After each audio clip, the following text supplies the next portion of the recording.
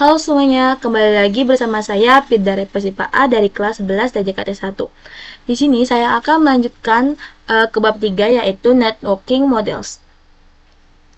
Oke, kita ke outline-nya. Yaitu yang pertama ada konsep, yang kedua ada TCP/IP models, ada encapsulation dan decapsulation, ada oscillator model. Kita langsung saja ke konsepnya. Jaringan komputer itu mengacu pada perangkat komputasi yang saling terhubung, sehingga dapat bertukar data dan berbagi sumber daya satu sama lain. Nah, jadi, apakah networking model itu sama dengan jaringan komputer? Jawabannya tidak ya teman-teman. Karena network model itu hanya sebuah yang mendefinisikan bagaimana kumpulan komputer agar bisa berkomunikasi. Aturan tersebutlah yang disebut networking models. Jadi, bagaimana setiap vendor dapat saling berkomunikasi dengan open standard networking models yang tersedia. Nah, untuk saat ini, open standard networking models itu yang tersedianya dan terkenal itu ada dua, yaitu TCP/IP model dan oscillator model. Nah, di sini, untuk OSI model itu ada yang dibuat oleh International Organization for Standardization atau ISO.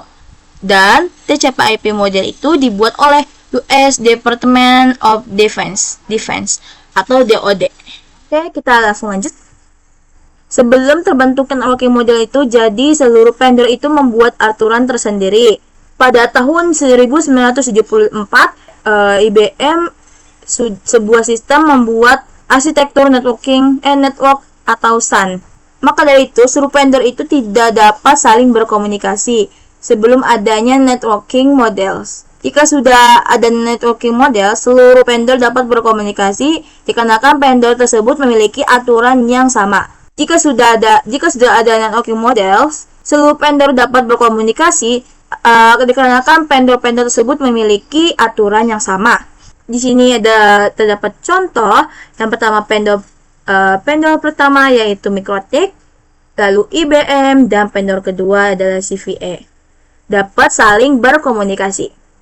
Lalu kita lanjut ke TCP/IP model, merupakan jenis networking yang saat ini common digunakan, mendefinisikan suatu protokol agar antar komputer utama yang berbeda network bisa saling berkomunikasi. Untuk membantu dalam memahami setiap networking model dipecah menjadi dua bagian kecil yang disebut layer.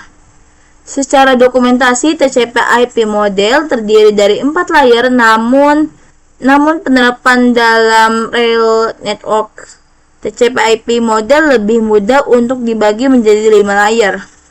Di sini terdapat TCP/IP original.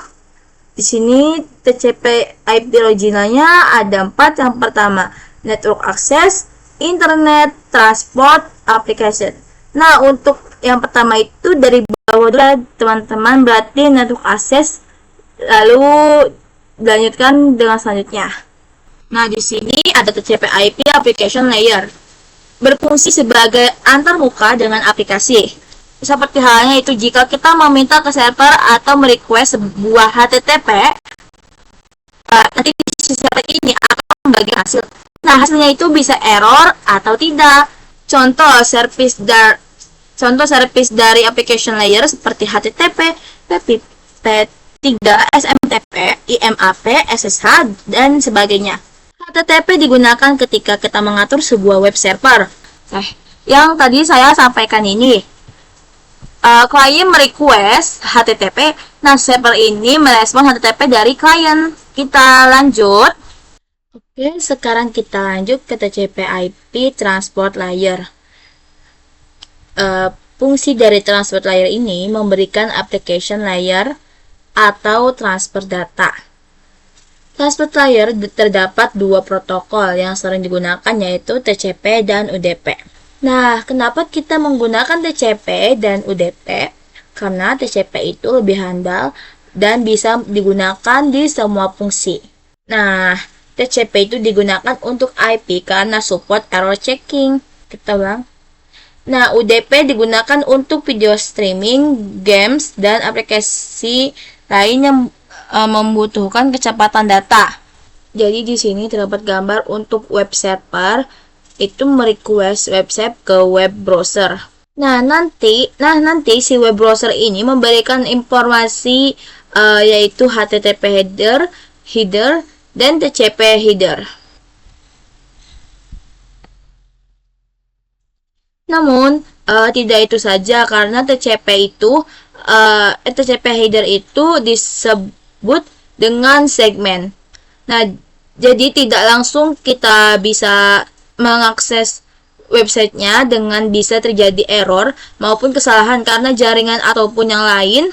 Namun, tidak itu saja karena TCP header itu disebut dengan segmen. Nah, jadi tidak langsung kita bisa mengakses websitenya dengan bisa terjadi error maupun kesalahan karena jaringan ataupun yang lain. Oke, kita langsung ke TCP/IP network layer. Hanya terdapat satu contoh yaitu IP atau IP address. IP menyediakan dua fitur yang sangat penting yaitu addressing dan routing guna berfungsi untuk menangani konektivitas dan pemilihan jalur. Addressing merupakan IP address perangkat itu sendiri, sedangkan routing merupakan sebuah fitur yang disediakan oleh IP di bagian network layer guna mengatur lalu lintas data yang akan dikirim ke address tujuannya. Di sini terdapat contoh IP addressing. PCA itu IP address-nya 192.168.1.1. Nah, PCB itu IP-nya 192.168.1.2. Nah, ini itu addressing-nya teman-teman. Sedangkan untuk routing itu adalah mengatur lalu lintas atau sebuah fitur yang disediakan oleh IP.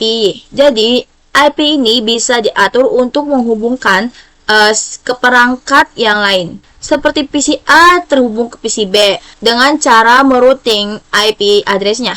Oke, lalu ini kita ke TCP IP network layer.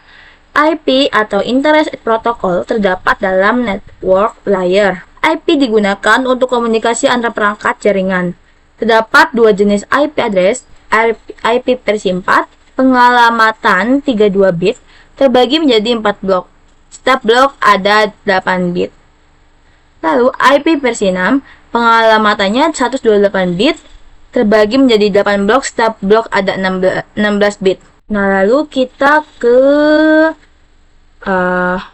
sekarang kita ke TCP IP data link layer dan physical layer. Data link layer mendefinisikan protokol yang dibutuhkan pada physical layer. Physical layer mendefinisikan cabling pada suatu jaringan komputer apa yang digunakan untuk menghubung device. Nah, jadi dari perangkat PCA ke PCB itu perangkat apa yang digunakan untuk menghubungkan perangkat tersebut baik kabel maupun nirkabel. Nah, fitur yang ada di dalam data link ialah PFCS, Frame Check Sequence, yaitu mendeteksi error tanpa recovery. Lalu addressing yang digunakan pada data link ialah MAC address. Kita lanjut, encapsulation dan decapsulation. Encapsulation merupakan proses membungkus data dengan header pada setiap layernya. Jika decapsulation merupakan kebalikan dari encapsulation. Di sini ada application yang dimana di dalamnya terdapat data. Lalu saya arahkan ke transport layer, maka data tersebut ditambahkan dengan header layer atau segment layer. Lalu saya akan mengarahkannya ke network.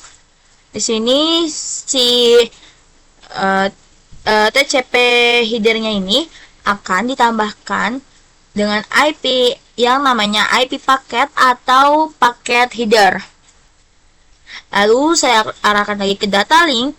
Si datanya ini akan ditambahkan dengan TCP header, lalu akan ditambahkan IP paket, lalu akan ditambahkan lagi frame header. Oke, saya arahkan lagi ke physical, data yang akan dikonversikan menjadi bit. Kita langsung ke OSI model. Di OSI model ini, di sini saya hanya menjelaskan untuk saat ini model yang sering digunakan hanya TCP/IP. Karena untuk dari sisi perkembangan protokolnya atau modelnya, TCP/IP lebih dominan daripada OSI layer. Seperti yang sudah saya sampaikan tadi, nah sebelum networking models ada, setiap vendor memiliki networkingnya masing-masing. Nah, akibatnya itu karena setiap vendor memiliki komunikasi sulit dilakukan.